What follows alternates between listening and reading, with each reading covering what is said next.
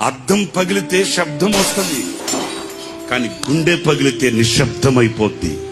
వేదన కలిగితే, బాధ కలిగితే మనసులో ఉన్న మనుషులకు చెప్పుకోగలుగుతాం, కానీ మనసులో ఉన్న మనుషులే గాయాన్ని రేపితే ఇంకెవరికి చెప్పుకుంటామండి?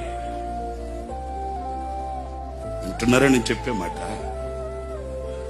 వేదన కలిగితే, బాధ కలిగితే మనసులో కొందరు ఉంటారండి, వాళ్ళతో చెప్పుకుంటామండి.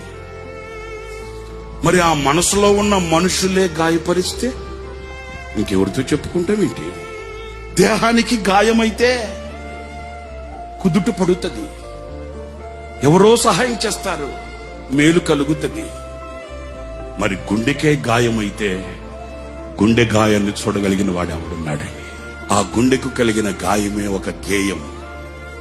ఆ గేయమే ఈ సంవత్సరానికి మనందరికీ ఒక పాఠం.